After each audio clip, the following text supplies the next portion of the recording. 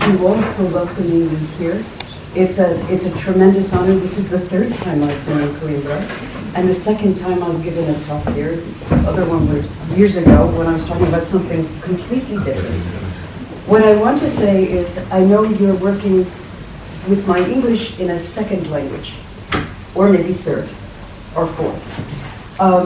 If there's, and I'm sorry I don't speak Portuguese at all, and there was a little bit that I could pick up knowing French, but I have no idea what you just said. And it could be all bad.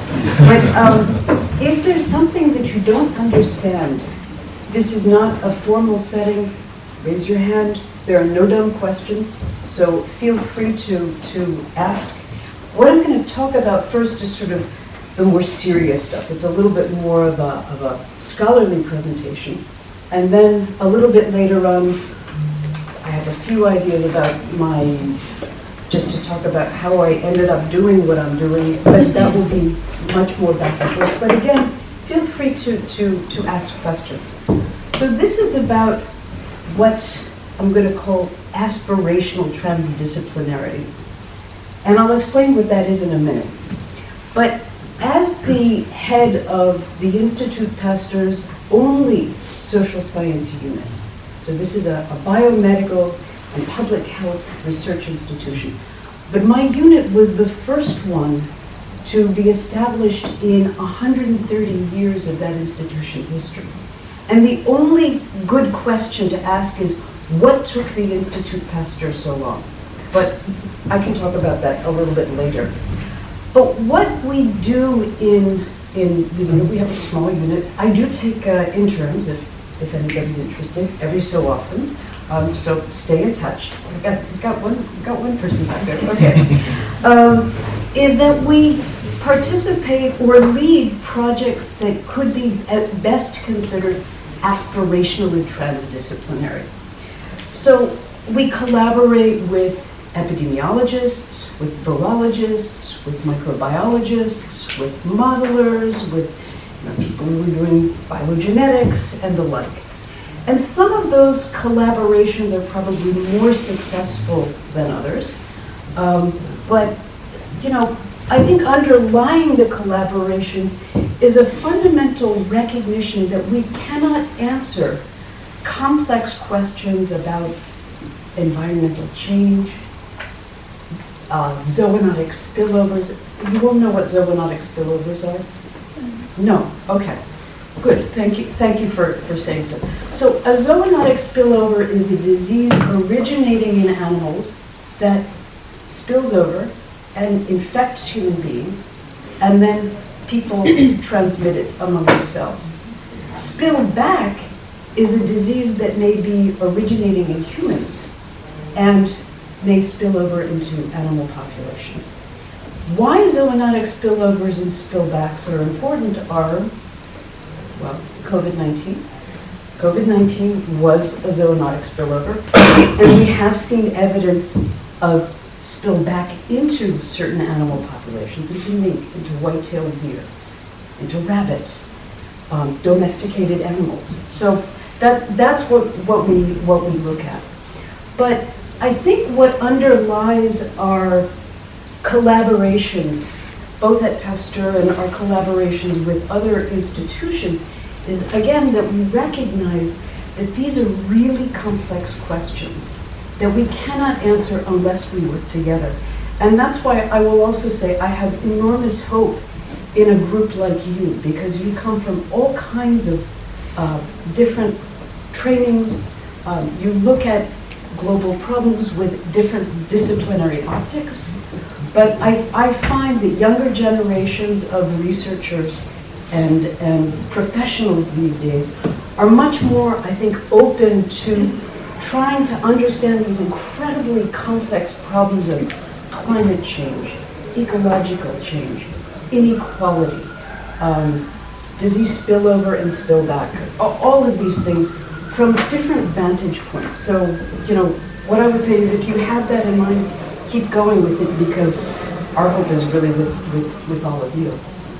So one of the challenges, of course, of doing that kind of work is that when we get to the end of the project, we don't always fully understand the results, the conclusions that we come to. So as a social scientist, or really as an anthropologist and historian, I struggle, in fact, to sort of really grasp the nuances of some of the biomedical work that my colleagues are doing.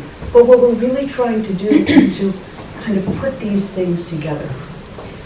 So there are as many definitions of transdisciplinarity as there are of researchers who are claiming to do it.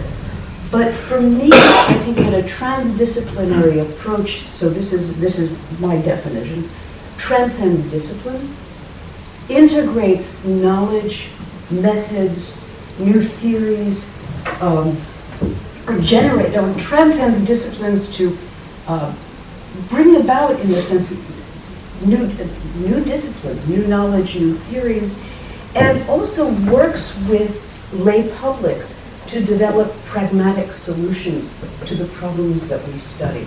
So I hope that that's clear. And when I say aspirational transdisciplinarity, what I mean is that it's something that we aspire to, something that we want, but I think inevitably we all fall short of it. So I mean, a little bit of humility there. I would not say that we're successfully transdisciplinary, but we aspire to it. Is everybody with me? Okay, good.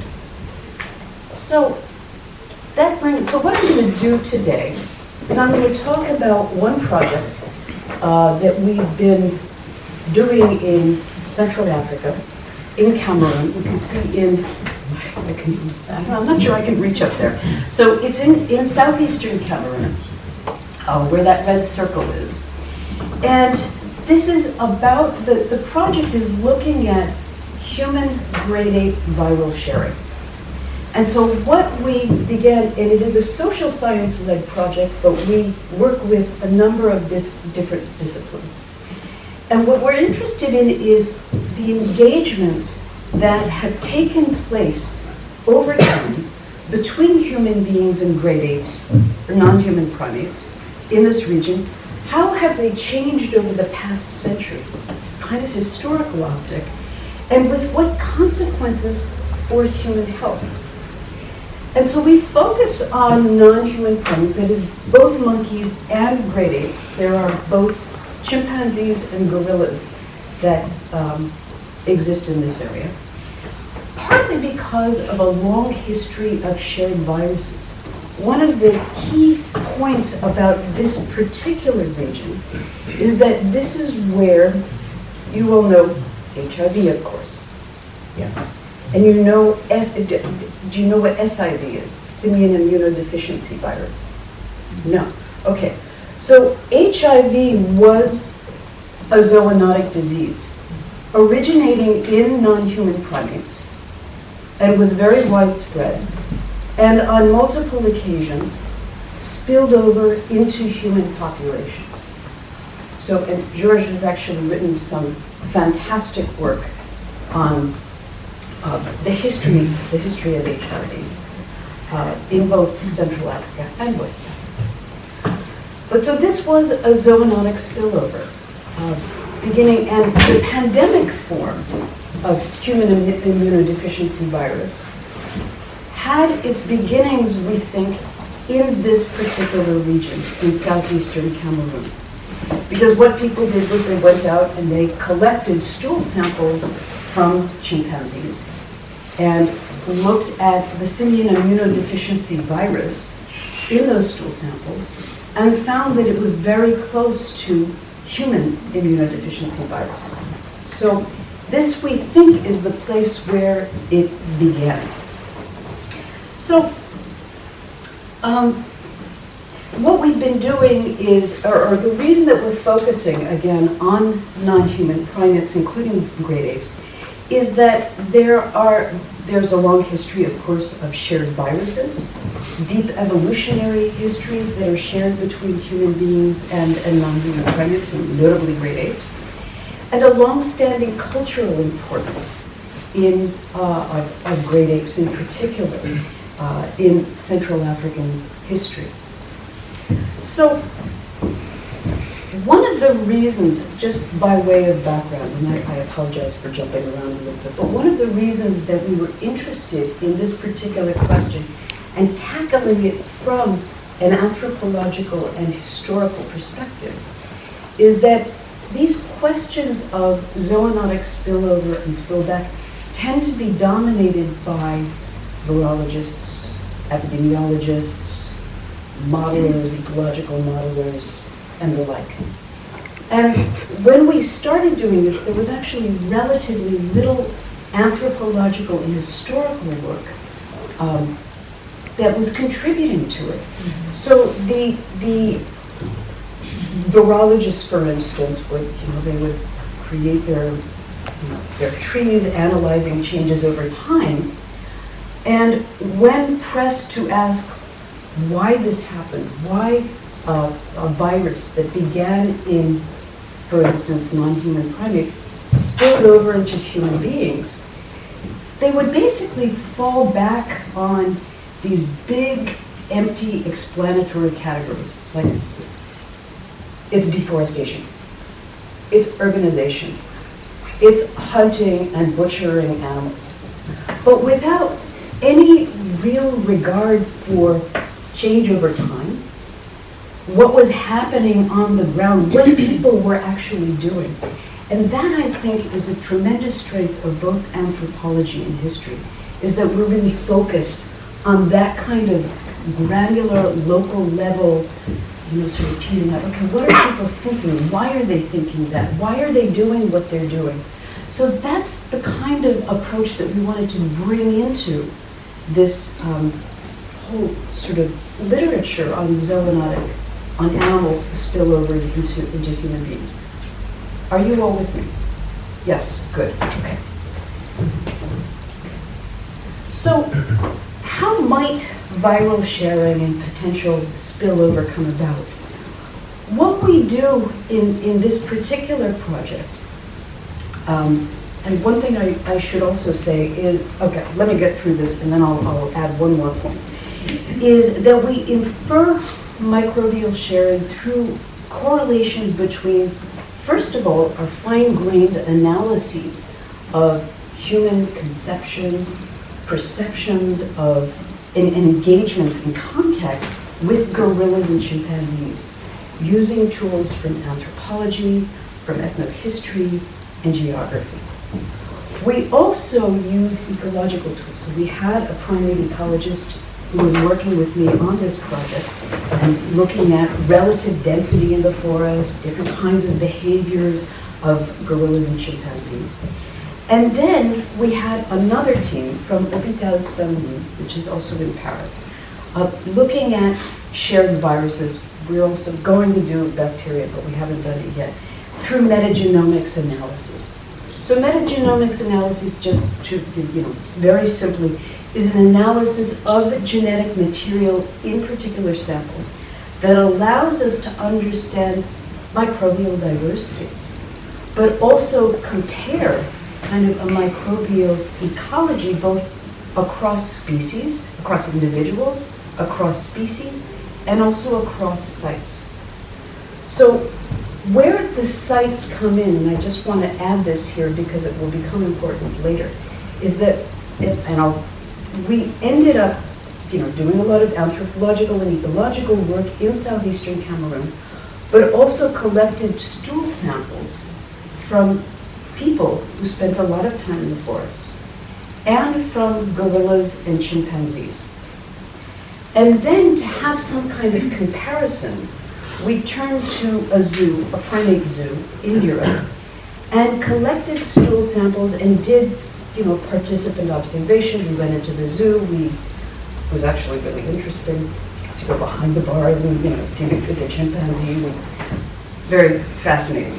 And watch the interactions between zookeepers and zoo chimpanzees and gorillas, and collected stool samples from those zoo animals and from the zookeepers as a kind of comparison. So that's where that metagenomics work is actually really useful, because we have a kind of, it's not a control, but we have a controlled environment where we know exactly what the contexts are because it's in a small space. It's quite regular. So we know what the contexts are. We know exactly what these animals are eating and when they're eating it, what kinds of treatments they've had, et cetera, et cetera. So that's our comparison. So what I want to sort of show in terms of the aspirational transdisciplinarity that I was talking about is that the work that we're doing here is a little bit like a three-legged stool. And with a three-legged stool, you pull one of those legs out and basically nothing makes sense.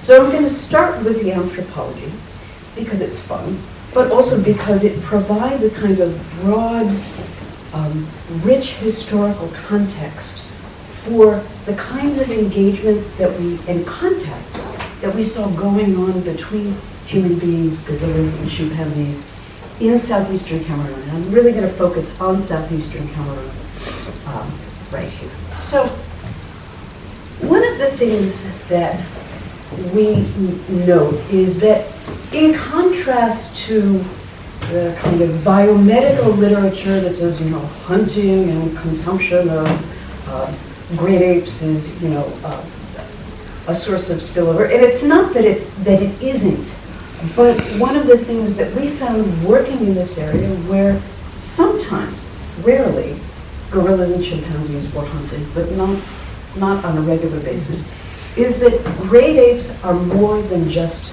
meat.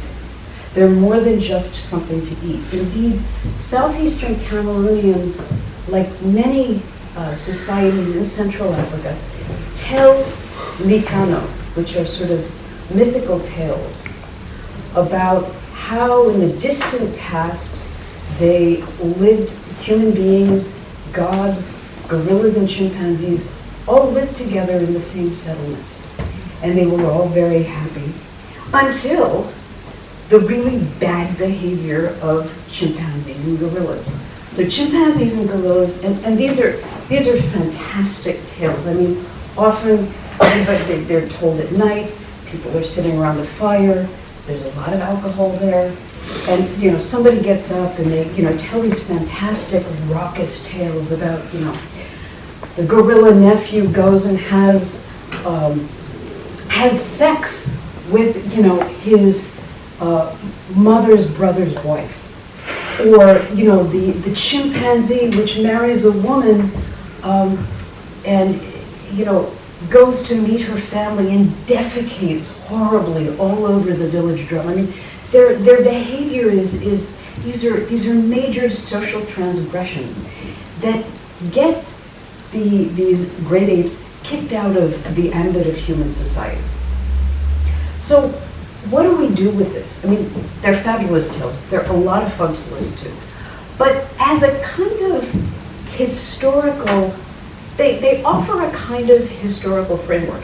Not that they're true, but they offer a kind of template of proximity, intimacy, and distancing between human beings and great apes.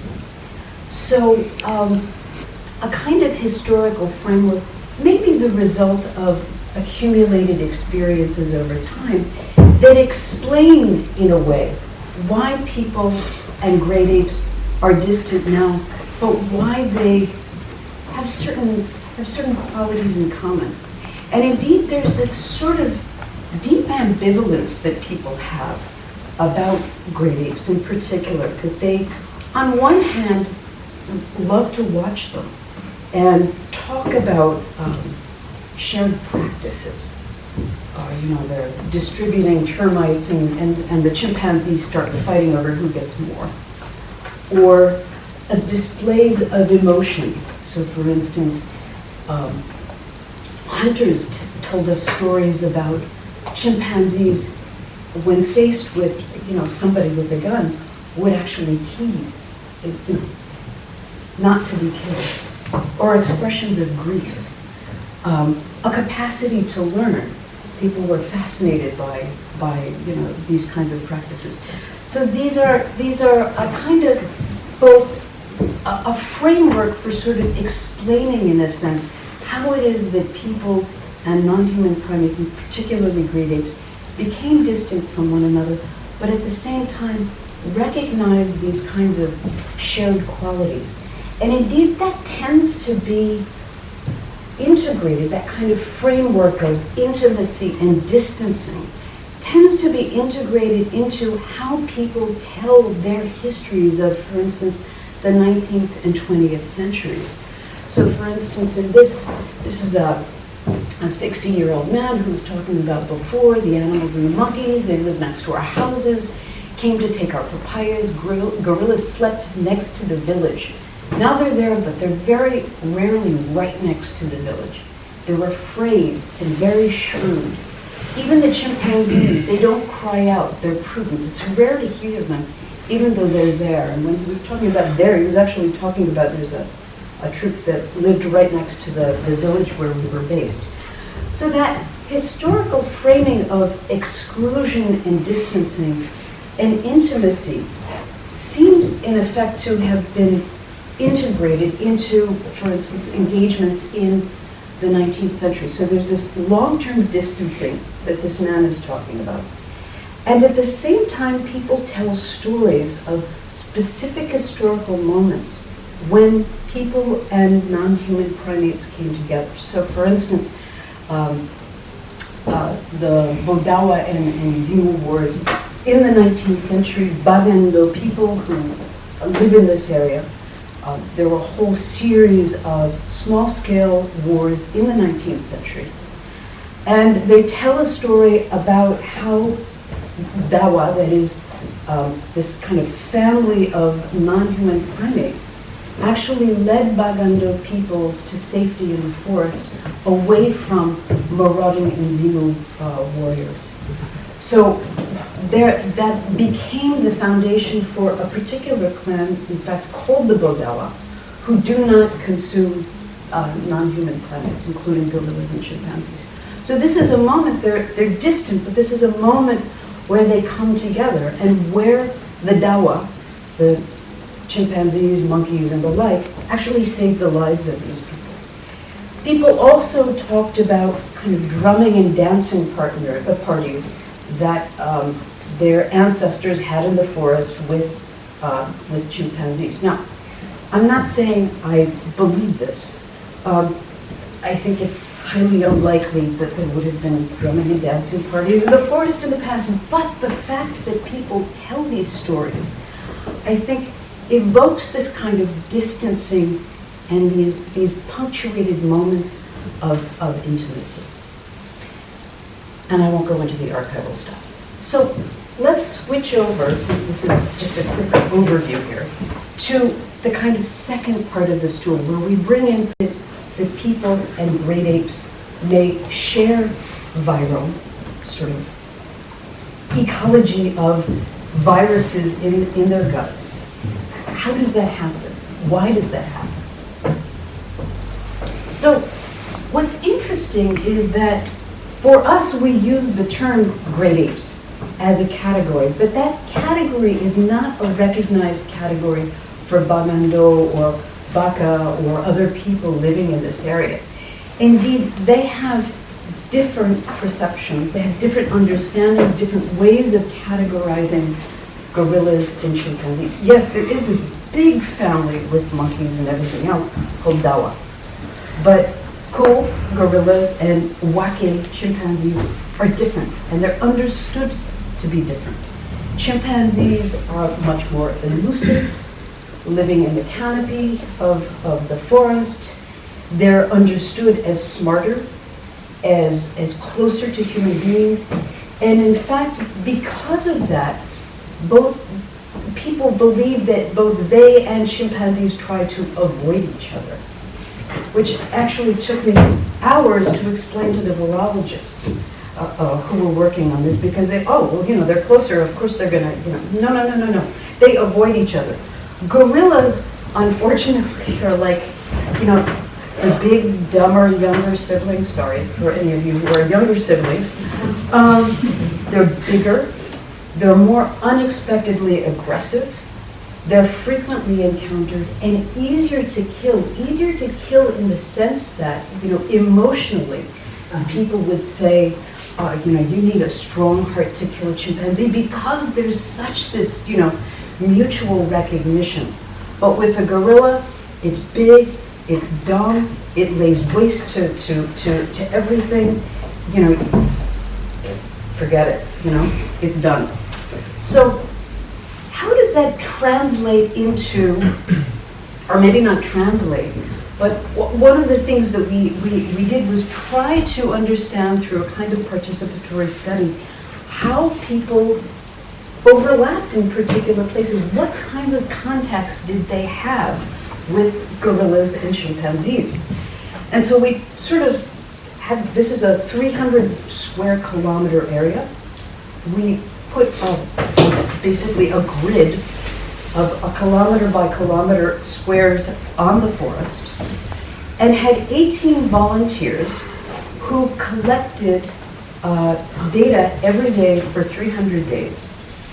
And they would note the activities that they were conducting, geolocated within these particular squares, and people know this forest. I mean, this is pretty high forest. It's like, it's serious, but people know this forest incredibly well.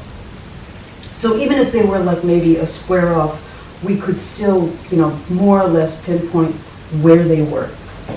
And what they would do as they were noting the specific activity that they were undertaking, they also at the same time noted what kind of contact they had with 9 species of non-human primates, gorillas, chimpanzees, and 7 monkey species. And they would note whether it was direct contact, that is, they saw the animal, they heard the animal, indirect contact, where they might have seen a stool, feces, or a footprint, or physical contact, where they actually touched the animal. Okay?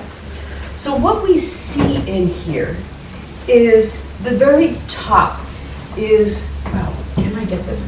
The intensity of human activity. So this gray line here is the road. So understandable that, a lot of the human activities would be here. This is intensity of direct contact, that is seen or heard with great apes. So it's relatively light, okay? But you can see this is an important area out here, and over here, and right here. And then this is intensity of direct contact with monkeys. So lots of monkeys, especially greater spot-nosed monkeys, right near the village.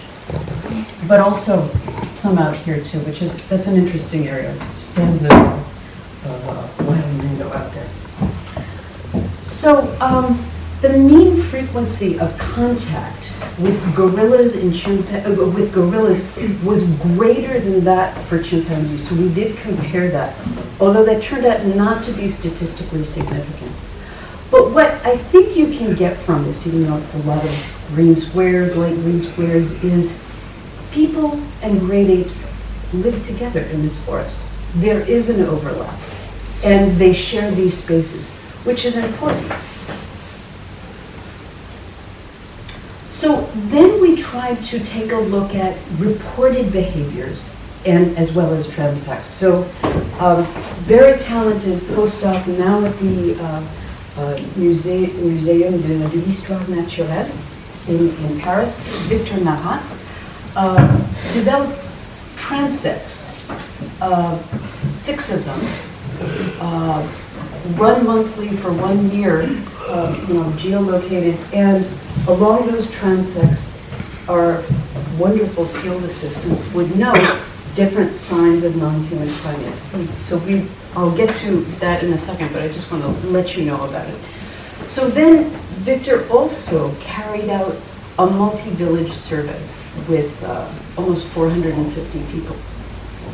So what we were interested in is, what are people's experiences of their engagements with non-human primates, and particularly great apes?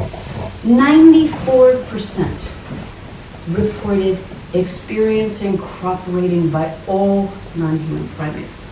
And gorillas in particular were more involved in the last event of crop raiding that they had experienced. So that's 50%, compared to chimpanzees, which was 2%.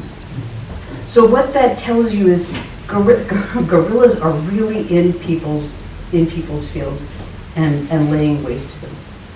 82% said that gorillas did more damage to their fields versus chimpanzees, which was again 2%.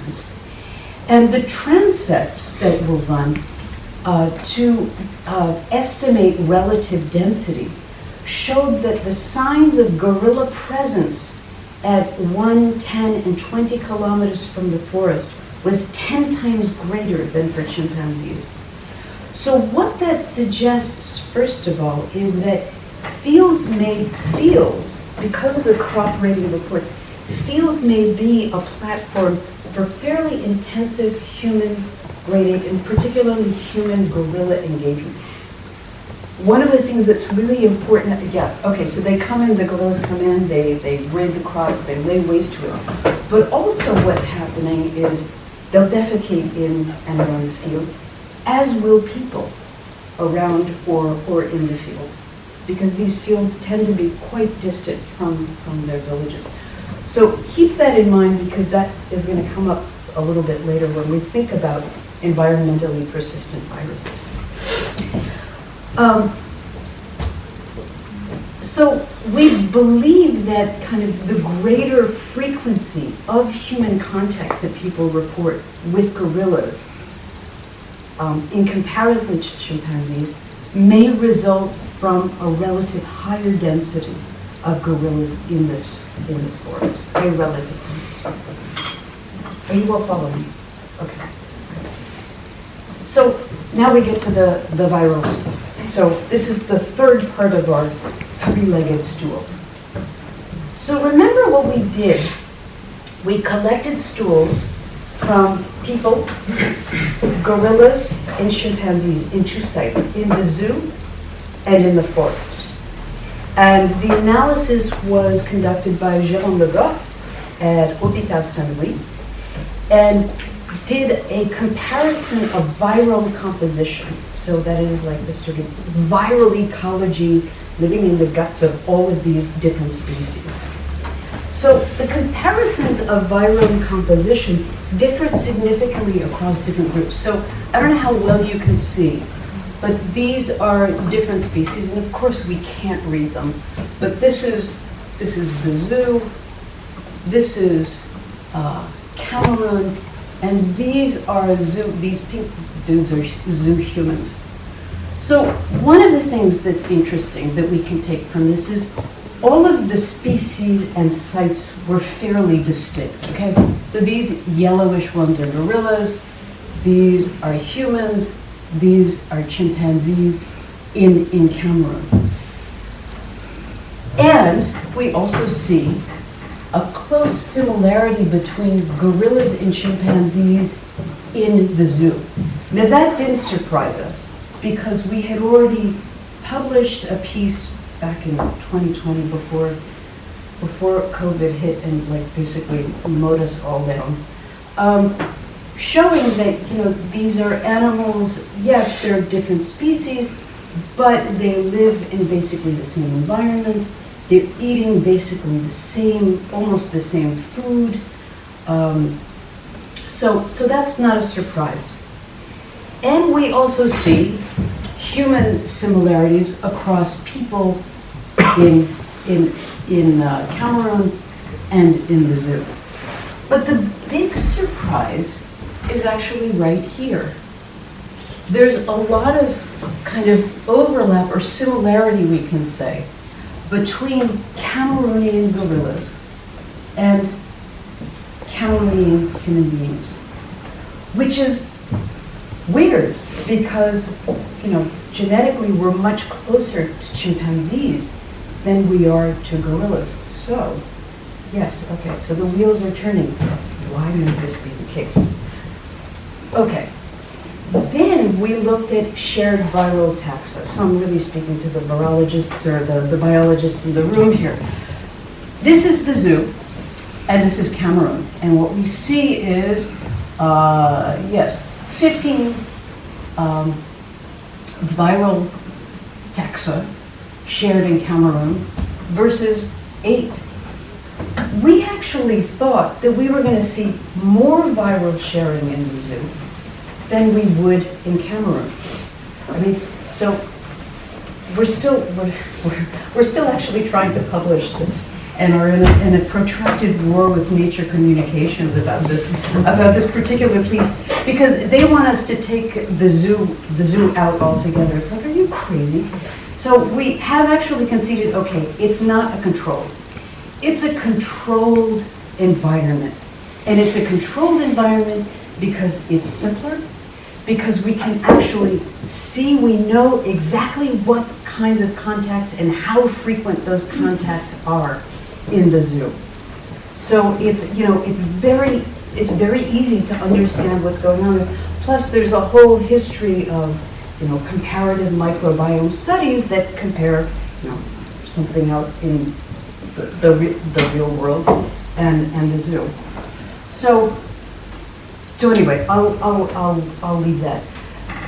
But here what we see is, you know, again, an unexpected finding of a higher proportion of human great ape vertebrate viral taxa sharing in Cameroon than in the zoo. And, you know, again, our hypothesis originally was that viral sharing would be greater in the zoo than it would be in Cameroon. Again, we don't know which direction it's taking place. It could be going from gorillas and chimpanzees to humans, or it could be going vice versa. So, we could not build phylogenetic trees to compare different viruses in closeness in species. So the team did a network analysis to assess phylogenetic similarities between the shared viruses. And they found that adenovirus species D, that is here, was shared between humans and great apes in Cameroon. And enterovirus C and D were shared between humans and gorillas in Cameroon. Now, why is that important? Adenovirus and enterovirus, we know that these are viruses that are transmitted between non-human primates and humans. This has happened before. This has already been described. But the transmission is through physical and environmental contact. And these are mostly, I would say, minor pathologies, but certainly could catalyze outbreaks. And by the way, those gray dots that are there are the reference sequences. But this is actually significant. One is, I mean, we didn't, you know, initially everyone was like, oh, we didn't find Marburg or abortion. So, thank God. But what these do suggest is that there is viral sharing going on. And these are environmentally persistent viruses. So what we do know is that there's a little bit of hunting of gorillas and chimpanzees, but probably a lot of physical overlap, or, you know, spatial overlap. So what can we say here about viral sharing, potential spillovers and spillbacks? What we see are unexpected viral similarities and viral sharing of environmentally persistent viruses between Cameroonians and great apes, and much more than we would have expected, and notably between human beings and gorillas. So our social sciences and ecological, anthropological, historical, and ecological analysis shows that this is not just about hunting and butchering, because in fact there's relatively, there's a lot less. But in fact, a fair amount of overlap between human beings and gorillas due to the relative density, higher relative density of gorillas in this forest, and crop pillaging, plus less human ambivalence about engaging in, you know, going after these things. So I think one of the things that I would like to say, a couple of messages. One is that without these three different optics on this kind of three-legged stool, we would not understand this problem. That's the first thing. Second point is that this is an area where there is a very large national park, conservation of the forest. It's part of a tri-national area. I did my dissertation on the other side of the Sangha River in Central African Republic. So the idea that human beings and animals should be separate is not entirely a realistic assumption in this area. So I just have a couple more slides, and then I promise I will stop. I hope I've not gone on too long. Okay. All right. Well, okay. So I have like maybe 2 or 3 more slides. Okay. So the point here is that a single disciplinary optic is not going to get us that far. I mean, because we could have just done the stool collection, and then, well, I couldn't have done it, but somebody else could have done the stool collection, metagenomics analysis, and come out with, deforestation, hunting, and butchering. And in fact, that's not what's going on here, or at least we don't think that's what's going on here. So we need these different optics to sort of bring them together and to sort of interpret our evidence, put together these analyses to try and hypothesize, okay, what's going on.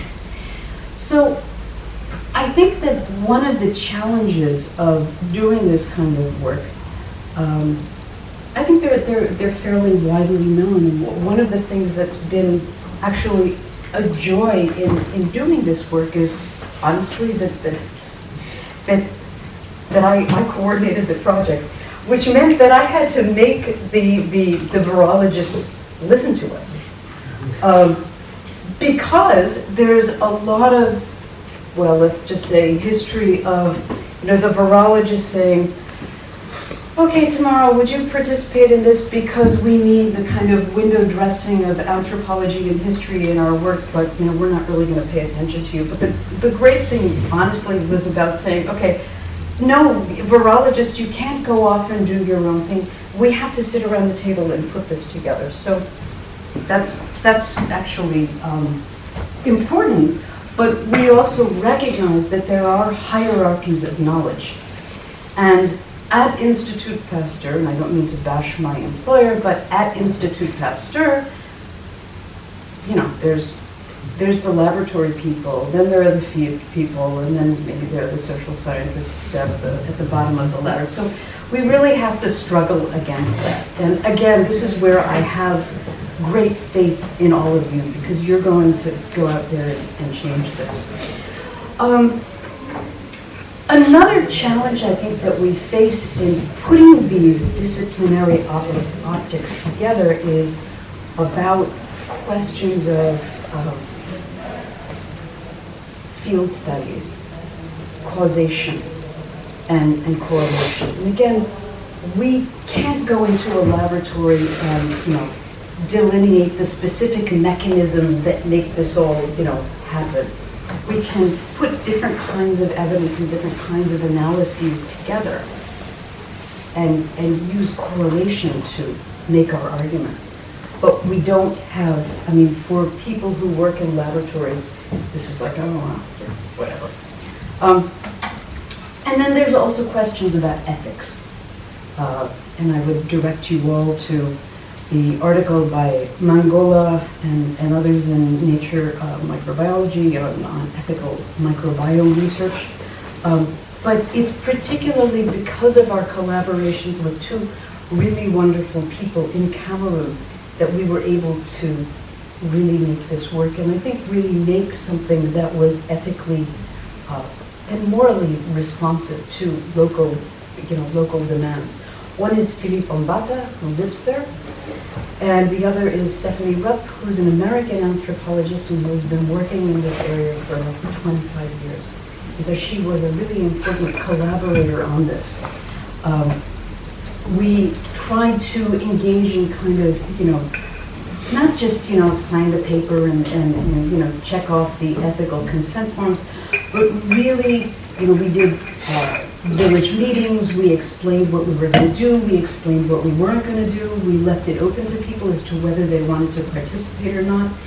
We went back there and shared results of this study with the local population. We acknowledge their contributions in our work, but obviously can't name specific people because they need to be protected through the demands for anonymity or confidentiality. And we've also engaged in certain kinds of benefit sharing so that we've done a fair amount of training of local people to participate in this kind of work. And made investments in kind of local initiatives. And so I just want to talk very quickly about that. So just how we mobilize these findings actually to prevent zoonotic spillovers and spillbacks is really difficult. And it's really difficult because, on one hand, if fields are a potentially important site of viral sharing, telling people not to go to their fields anymore or to prevent gorillas from coming into the fields is completely unrealistic. And the other thing is that it's not really a priority of the local population. They have many other concerns, I think, that are much more pressing to them. And it may be more effective, I think, to address the lack of health services in this region than to sort of say, okay, well now you have to put up fences and you can't defecate in your fields anymore. So just going very quickly, I just want to mention the Esonge Association, which developed a few years ago, partly in response to the conversations that we were having with people in these villages over this research. It sparked a lot of local discussion on, the lack of primary health care in this area, questions about food security, particularly because of the kinds of pillaging that are going on. So this was a locally initiated women's association, which we've supported, and they began by, putting together money to buy sewing machines. And started sewing sanitary napkins because, of course, this is, a 3-day ride from the capital, and any kind of menstrual protection for women is it's unaffordable and non-existent. So this was a really important local initiative. Then when COVID-19 came, they sort of very quickly pivoted, learned how to make face masks, and began making face masks and teaching women in other villages around the area to do that as well, to sort of protect them from COVID transmission. They've just completed a local healthcare structure in one of the villages, which will be staffed by a retired nurse that had been working about 30 kilometers south. And they're also engaging in locally driven research. So there are a couple of young men who have done brilliantly at school. They're now at University of Yaoundé studying history, and they want to become historians. It's so cool. Anyway, they are an inspiration. So what I want to do is just finish up, and then I'm happy to answer any questions that you have. David Napier said a couple of years ago, it's what the social herd does that moves viral information forward to advance our health or to make us sick. And I know that he was talking about people, but in a sense what I want to do is use that idea of social herd as a kind of springboard for maybe ending by reflecting that the social herds that may be converging or living in Cameroon, in southeastern Cameroon, are multiple. They're human and non-human primate. They're researchers and local populations and key actors, biomedical researchers and social sciences researchers. And I think a critical understanding of the relationships within and between these different social herds and their priorities and practices is really important, and that we need to facilitate dialogue to the extent that we're able across these different social herds. And it's really, I think, crucial in developing interventions or potential initiatives that I think that's where we can really advance health. So with that, I would like to acknowledge my colleagues and funders, and particularly people in the villages where we worked. So that's it. Nobody asked any questions. But,